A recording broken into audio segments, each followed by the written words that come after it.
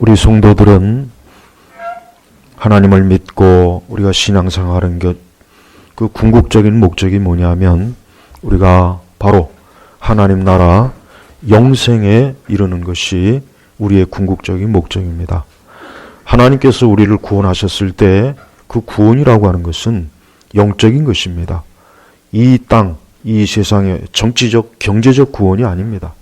자꾸 교회가, 오늘 우리 시대 교회를 보면은 자꾸 교회가 정치적, 경제적으로 서서히 그쪽 방향으로 자꾸 가요.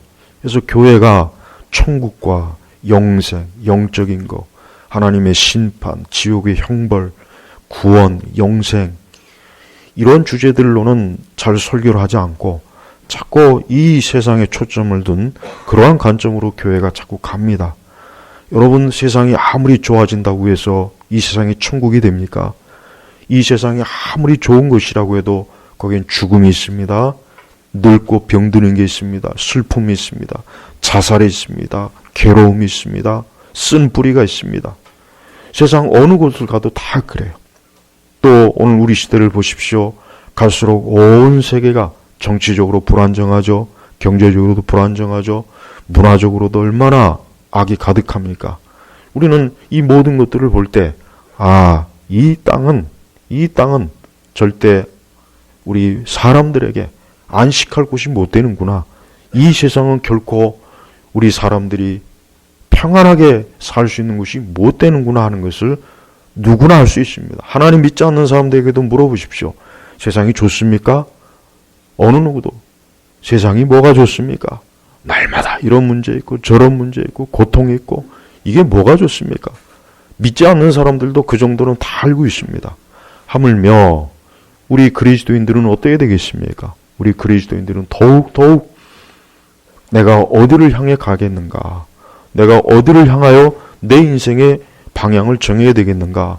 그걸 정말 진지하고 심각하게 여겨야 됩니다. 많은 그리스도인들이 무엇보다도 너무 이 세상에 안주합니다. 그냥 세상이 참 좋다. 그럭저럭 이 세상이 살만하다. 요즘은 특히 더더욱 그게 심합니다. 바로 그 안주하는 마음이 그게 바로 세속적인 것이고 그게 바로 하나님이 기뻐하지 않는 그러한 대단히 좋지 않은, 영적으로 굉장히 상태가 좋지 않은 마음이라는 것을 우리가 알아야 됩니다. 엊그젠가 그 울산에서 그 주상복합 그 아파트가 불이 나는 거 여러분 보셨죠? 그 아파트, 큰 아파트가 그냥 꼭대기까지 불이 활활 타오라서 아파트 전체가 다 그냥 불로 태워졌어요.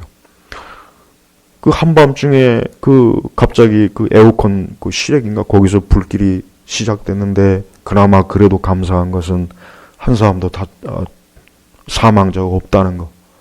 그게 참 감사한 일이에요.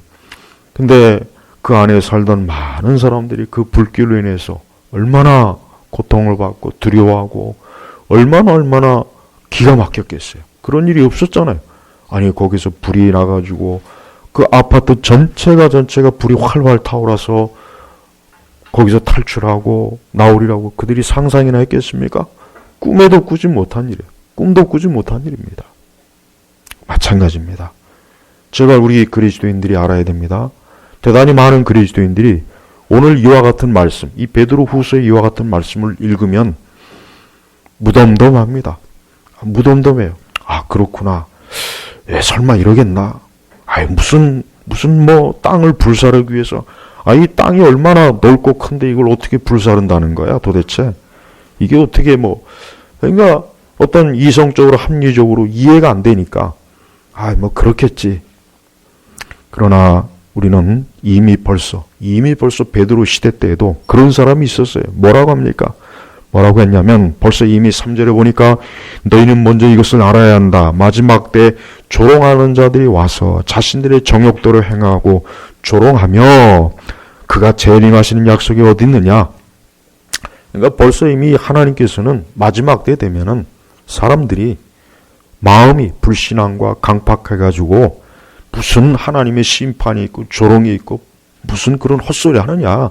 세상은 원래 어제부터 오늘까지 내일까지 영원할 것이다. 칼 세이건이 코스모스에 그랬죠. 우주는 어제나 오늘이나 내일이나 그냥 영원할 것이다. 근데 그건 헛소리야. 그거야말로 헛소리입니다. 우리는 뭐 요즘 그 노벨상 후보자들이 계속 나옵니다. 수상자들이.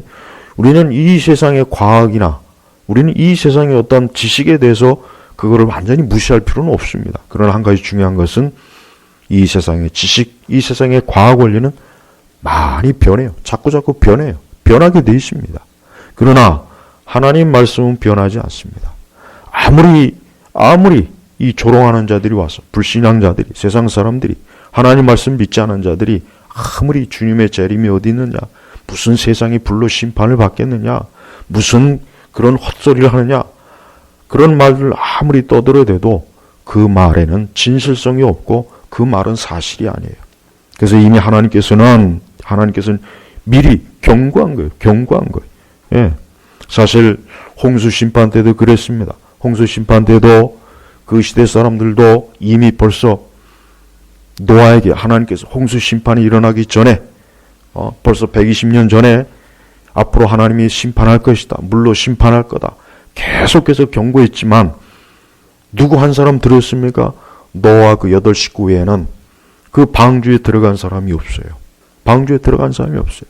그리고 나머지 모두가 다 물로 심판을 당했다고 성경에 기록되어 있고 예수님도 그것을 확인했습니다. 그러니까 우리는 노아 홍수도 역사적인 사실이라는 걸 알아야 돼요. 노아 홍수는 가설이 아닙니다. 전설이 아닙니다. 꾸며낸 얘기가 아니에요. 전 세계 많은 신화와 전설 속에 물로 세상에 심판했다는 게 다 있어요. 다 있습니다. 우리나라도 있고 그게 다 어디에서 근거한 건지 아십니까? 노아 홍수를 맞이한 그 노아의 그 8 식구의 후손들이 그 기억이 다 있기 때문에 계속해서 전해진 거예요. 그러다가 이제 시간이 흐르다 보니까 얘기가 변형이 되고 그런 것 뿐이죠. 자, 우리는 이제 첫 번째 하나님의 심판은 지나갔습니다. 첫 번째 심판은 하나님께서 물로 심판했지만 그렇다고 해서 이 세상 자체를 완전히 다 없앤 건 아닙니다. 그러나 두 번째 심판은 뭡니까? 7절에 보니까 그러나 그렇습니다. 그러나 즉 이 세상이 아무리 문명과 문화가 발달하고 과학이 발달하고 AI의 세상이 되고 온갖 첨단 제품이 나오고 수많은 사람들이 그 새로운 문명을 가지고 산다 해도 그러나 즉 때가 되면 하나님께서 때가 되면 그 모든 것들을 어떻게 하신다고요? 지금의 하늘과 땅을 불사르기 위해 동일한 말씀으로 간수되어 경건하지 않은 자들의 심판과 멸망의 날까지 보존된 것이다. 저는 이 세상의 그 환경을 걱정하는 사람들을 보면은 난 그들이 더 걱정이 돼요. 이 세상의 환경을 걱정하지 말고 본인이나 그런 걱정했으면 좋겠어요. 본인 자신의 생명이나 걱정. 전 지구 환경론자들 보면은 그 사람들 자체가 우상 숭배자들이에요. 이 세상을 이 지구를 숭배하는 거. 뭐 지구가 뭐 살아있는 어머니라든 가이아라든 온갖 헛소리 다 떠들어요. 그런 거 신경 쓰지 마세요. 핵무기로 세상이 파괴되는 게 아니에요. 전쟁으로 세상이 파괴되는 게 아닙니다. 하나님께서 세상을 심판하는 거예요. 이 세상을 누가 지었습니까? 하나님이 지으셨어요. 그럼 세상의 심판도 누가 하십니까? 하나님이 끝을 맺는 거예요. 태초에 하나님이 세상을 창조했기 때문에 이 세상 끝도 누가? 하나님이 하시는 거예요. 왜? 하나님이 세상의 주인이거든요. 그러니까 우리 성도들은 이 세상의 그 다양한 전문가들의 헛소리를 믿지 마세요. 내가 볼 땐 전문가들이 대부분이 보면은 헛된 망상에 많이 사로잡혔어요. 특히 환경 보호하는 사람들, 이 그린피스 이런 사람들. 그 사람들 대부분이 보면은 너무나 잘못된 생각을 가지고 있어요. 오죽하면은 이 지구를 위해서 인류가 다 사라져야 된다. 이따위 소리도 하고 있어요. 그게 말이 됩니까? 이 지구의 자연을 보호하기 위해서는 사람이 없어야 된다. 사람이 없어야 된다. 내가 볼 때는 환경론자들이 없어지면 세상이 더 좋아질 것 같아요. 그런 헛소리 하지 말고 본인의 영혼이나 본인이 하나님의 심판과 멸망을 당하지 않는 그거나 좀 신경 썼으면 좋겠습니다. 분명히 하나님께서 하늘과 땅은 불사르기 위해 동일한 말씀으로 간수되어 잠깐 하나님께서 그냥 잠깐 보관하는 거예요. 잠깐 하나님께서 그냥 간수한 거예요. 우리는 이 하늘과 땅과 세상을 볼 때 항상 이 말씀을 기억해야 돼요. 저는 항상 그럽니다. 야, 언젠가는 이 푸른 하늘과 저 산과 들과 이 거대한 건물들이 다 하나님의 심판으로 멸망할 텐데 사람들은 그것도 모르고 그냥 오늘도 저렇게 자연을 즐기고 등산을 가고 아, 세상이 참 좋다. 커피를 마시고 카페에 앉아서 여유를 부리고 부동산을 어떻게든 얻으려고 돈을 벌고 사업을 하고 그러죠. 그런데 안타깝지만은 하나님께서 분명히 말씀하신 대로 하늘과 땅은 불사르기 위해 그냥 잠깐 하나님께서 잠깐 보관하시는 거예요. 그러면서 뭐라 했습니까? 경건하지 않는 자들의 심판과 멸망의 날까지 보존된 것이다. 그러니까 하나님께서 잠깐 보존하는 거예요. 잠깐 때가 될 때까지, 하나님의 심판의 때가 될 때까지 하나님의 택한 자들이 다 예수님 믿고 구원을 얻기까지 하나님께서 잠깐 그때까지 하나님께서 이 세상을 보관하는 것뿐입니다. 그러므로 우리 성도들은 이와 같은 말씀을 이러한 말씀의 의미가 뭡니까? 궁극적으로 이 모든 것들은 9절에 보니까 오히려 너희를 위하여 오래 참으시며 아무도 멸망하지 않고 모두 회개에 이르기를 원하신다. 하나님은 지금이라도 이 세상을 심판할 수 있습니다. 하나님께서는 지금이라도 이 땅을 100번이고 1000번이고 심판할 수 있습니다. 그러나 하나님께서 아직 심판을 하시지 않는 이유는 뭐냐? 아무도 멸망하지 않고 모두 회개에 이르길. 그래요. 회개하기를 원하시는 거예요. 돌이키길 원하는 거예요. 예수님 믿고 하나님의 자녀가 되어서 하나님의 영생을 얻고 천국 백성이 되고 저들이 하나님 앞에서 사는 것을 하나님의 목적으로 하기 때문에 하나님께서 아직 심판을 하지 않는 것뿐입니다. 우리는 그걸 명확하게 해야 됩니다. 하나님께서는 지금도 하늘 보좌에서 이 땅의 모든 것들을 보십니다. 모든 것들을 살펴보십니다. 모든 사람을 보십니다. 모든 사람들이 어떤 생각, 어떤 일, 어디로 가고 있는가, 무엇을 하고 있는가 낱낱이 그거 지금 보고 계세요. 근데 하나님 그냥 막연히 지켜보는 게 아닙니다. 그들이 회개하는 거예요. 교회라고 하는 것은, 기독교는 뭡니까? 사람들이 예수 그리스도를 믿고 회개하도록 하는 게 기독교. 이게 기독교 신앙이에요. 기독교 신앙은 굉장히 인간에 대해서 어때요? 긴박해요. 급박해요. 여유가 없어요. 마치 응급실에 들어가는 수술 환자들처럼 너희는 빨리 회개해야 된다. 너는 빨리 구원받아야 된다. 너 빨리 예수 믿어라. 너 아직 예수님 안 믿고 너 아직도 하나님 믿지 않고 있느냐? 너 아직도 이 세상을 사랑하느냐? 아직도 이 세상의 애착과 이 세상을 좋아하고 있느냐? 그러지 말라 이거. 너 빨리 방주로 들어와라. 빨리 방주로 들어와라. 곧 있으면 심판이 되기 때문에 빨리 방주로 들어오지 않으면 자칫하면 늦어져서 방주의 문이 닫힐 것이다. 기독교는 이게 메시지야. 예수님이 이 땅에 오신 이유가 뭡니까? 예수님이 이 땅에 오신 이유는 그냥 예수님께서 고통받고 고난받고 십자가에 고생하는 거, 그거 보여주려고 오신 것이 아니라 사람들을 회개케 하기 위해 온 거예요. 근데 안타깝지만 교회 안에 있는 사람들도 회개하지 않았습니다. 여전히 교회 안에 있는 사람들 보면은 그 속 사람이 어때요? 마귀적이에요. 악해요. 잔인해요. 여전히 그 속에 하나님의 사랑이 없어요. 은혜가 없어요. 여전히 그 속에 마귀의 본성, 악의 본성이 가득해요. 본성의 타락이 가득해요. 예수님 믿지 않고 있어요. 겉으로만 예수님 믿고, 겉으로만 하나님, 겉으로만 신앙 고백, 겉으로만 주기도문 신조, 사도신경합니다. 겉으로만 하나님을 찬송합니다. 하지만 하나님은 속지 않습니다. 우리의 속 사람이 성령으로 거듭나고 하나님의 사람이 되어서 하나님의 자녀가 되는 게, 이게 하나님이 기뻐하시는 가장 온전한 모습이에요. 바로 그게 회개의 의미예요. 회개라고 하는 것은 내가 교회에 나와서 예배드리고 앉아있는 게 회개가 아닙니다. 내가 하나님 말씀 묻고, 아, 오늘 말씀 참 은혜롭다, 참 좋다, 야, 오늘 말씀 참 힘이 된다, 위로가 된다. 그게 회개가 아닙니다. 많은 사람들이 그걸 회개라고 있어요. 그걸 회개라고 알고 있어요. 아, 이러니까 내가 하나님 믿는구나. 아닙니다. 물과 성령으로 거듭나지 않으면 그는 하나님의 자녀가 아니에요. 그래서 우리는 우리 자신이 철저하게 회개했는가? 물론 회개라고 하는 것은 단회적 회개예요. 한번 예수 그리스도께로 돌아와야겠죠. 그러나 회개라고 하는 것은 예수님께서 베드로의 발을 씻으셨던 것처럼 우리는 살아가면서 우리가 한 개라도 마음으로, 생각으로, 우리가 행동으로 어떤 죄를 졌을 때 즉시 예수님 앞에 나와서 돌이키면 되는 것입니다. 그게 회개입니다. 그러니까 이미 하나님의 자녀가 된 자들은 계속해서 회개하면서 천국에 이르는 게 이게 하나님의 계획이요 뜻입니다. 그러나 회개하지 않는 자들이 있죠. 아예 회개하지 않는 자들이 있어요. 자기가 죄인인 걸 모르는 거예요. 자기가 하나님 앞에 죄인인 걸 모르는 거예요.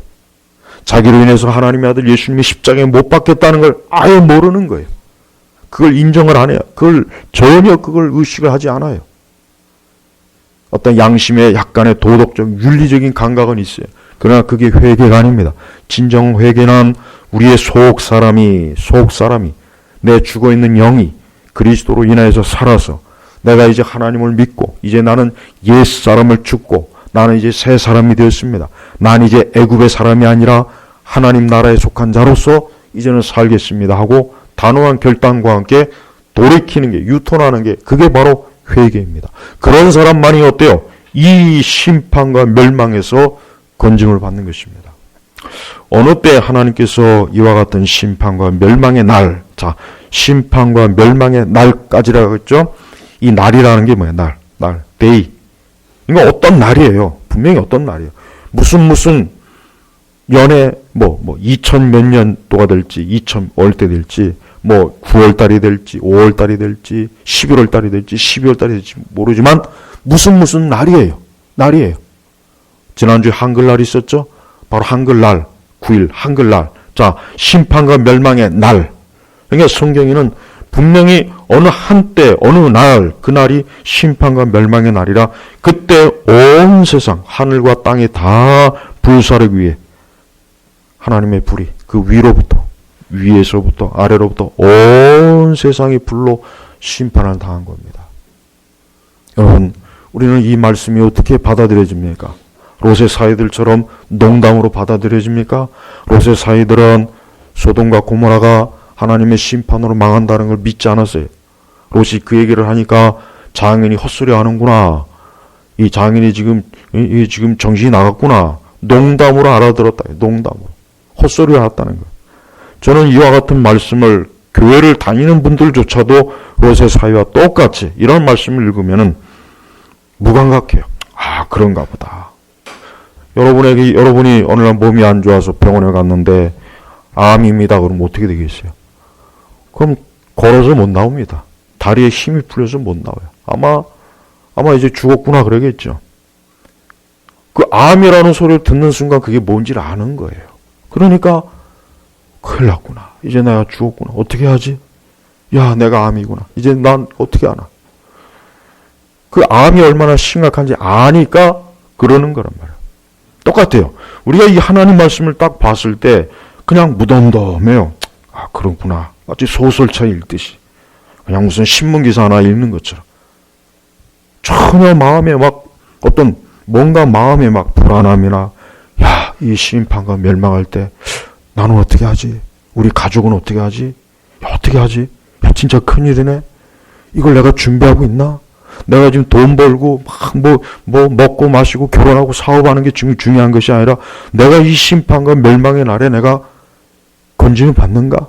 내가 천국에 가는가? 하나님 앞에서 영생을 얻었는가? 뭔가 이런 절박한 마음을 들어야지. 이게 정상인 겁니다. 이게 정상이란 말이에요. 이게. 근데도 그냥 무덤덤해요. 그냥 편안해요. 지극히 편안해. 지극히 평안해서 아무런 두려움도 없고 염려도 없어요. 그 속 사람이 그 사람이 죽은 겁니다. 영적으로 죽은 거예요. 안 됐지만 영적으로 죽은 거예요. 분명히 베드로 사도는 왜 이와 같은 경고를 했냐면 바로 그거예요. 3절에 그랬잖아요. 마지막 때 조롱하는 자들이 와서 하나님의 말씀을 항상 조롱해요. 하나님 믿지 않는 사람들의 특징이 뭐냐? 말씀을 조롱해요. 비웃어요. 여러분 경험해봤죠? 누군가에게 예수님 믿으시오, 좀 하나님 믿으시오 그러면 내 주먹을 믿어라, 돈을 믿어라.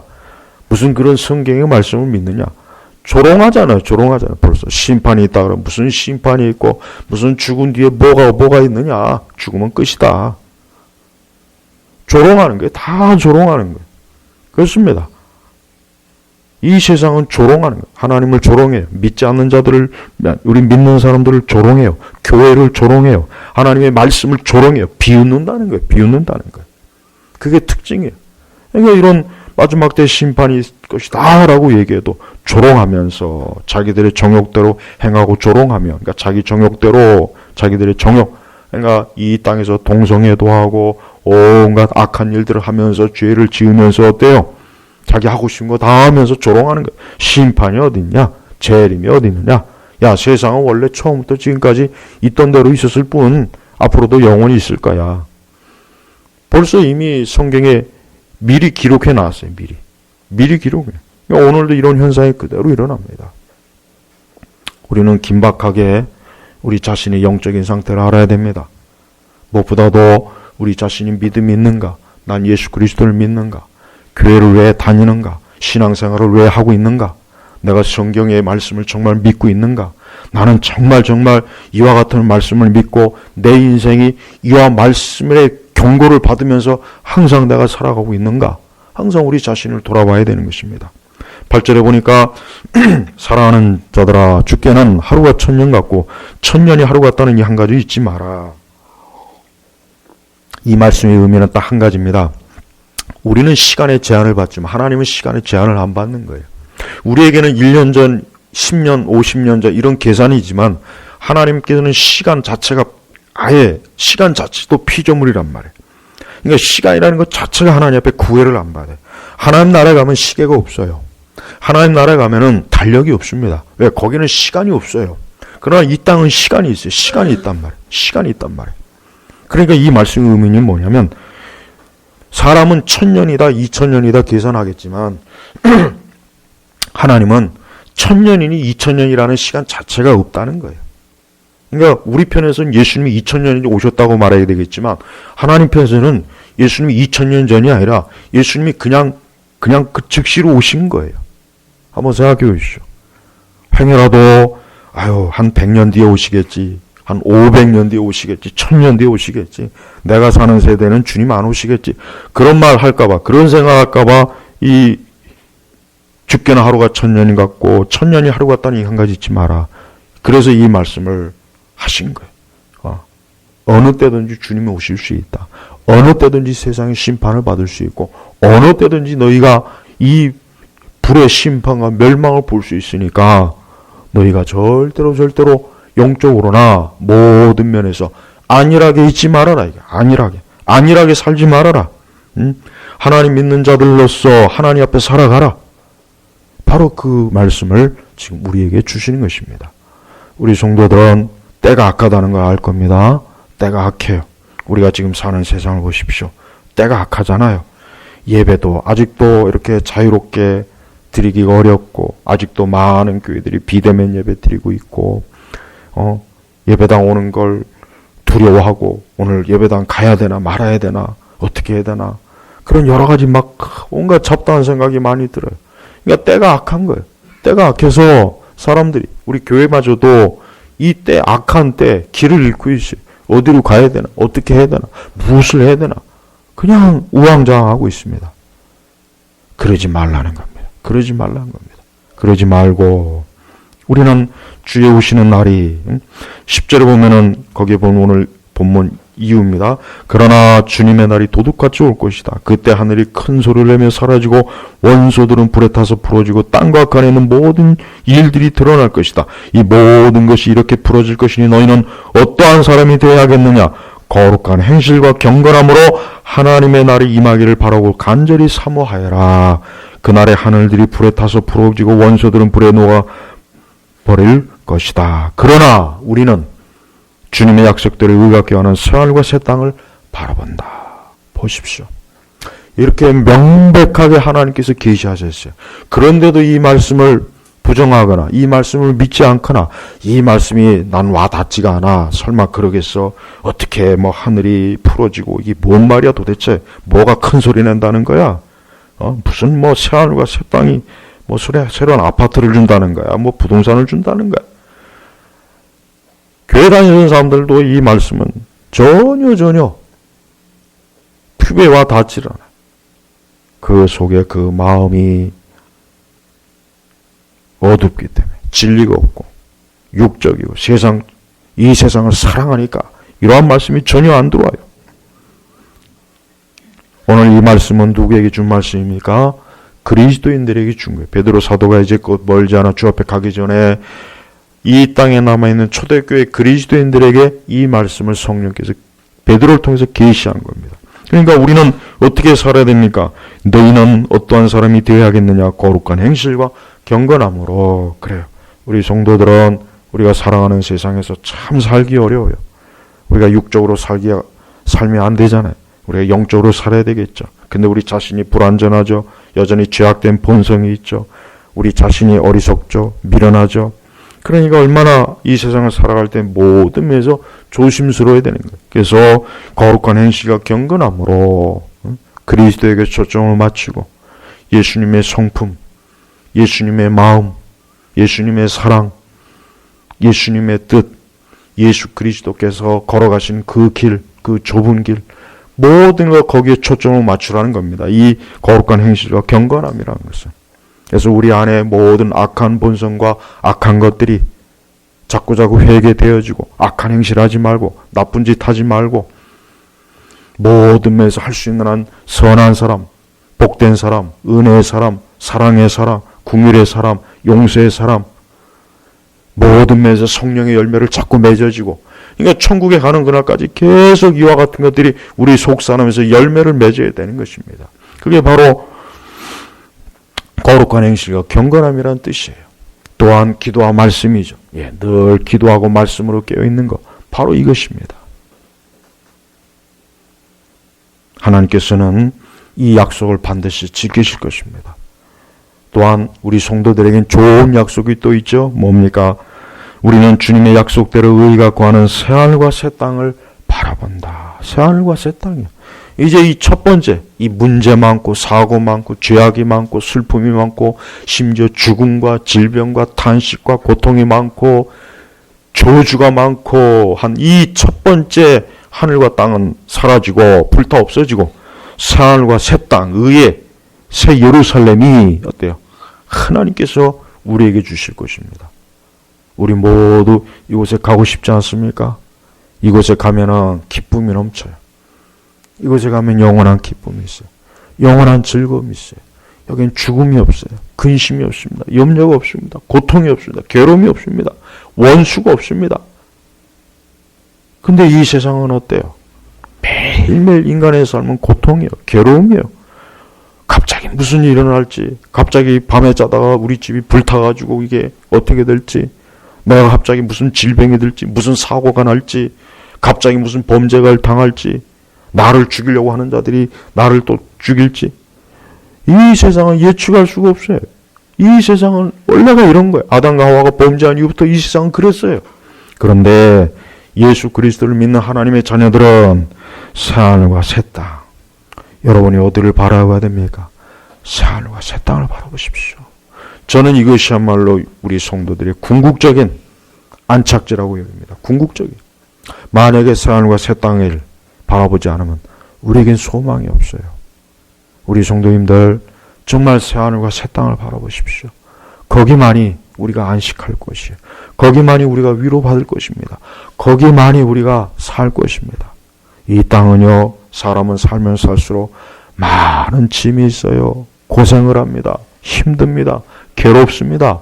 슬픈 일도 많습니다. 실패하는 일도 많습니다. 죄로 인해서 고통받는 일도 많습니다. 우리 자신이 악한 짓도 해요. 악한 일도 당해요. 근심해요. 그리고 마지막은 뭡니까? 죽음이잖아요. 마지막은 죽음이에요. 마지막은 병들고 늙고 죽음이에요. 무슨 소망이 있겠습니까? 무슨 소망을 가지고 우리가 이 세상에 살아야 됩니까? 새하늘과 새 땅입니다. 하나님께서는 우리 믿는 사람에게도 이 땅에서는 많은 걸 주지 않습니다. 그냥 이 땅에서 살아갈 정도만 줘요. 왜 그러냐면 하나님은 그냥 우리가 이 땅에서 믿음을 가지고 살아가며 결국 천국에 이르는 게 하나님의 뜻이기 때문에 우리 성도들은 이 땅에서 뭔가 많은 걸 누리고 받는 걸 기대하지 마세요. 그거 하나님의 뜻이 아닙니다. 하나님 믿지 않는 사람은 세상에서 많은 걸 줘요.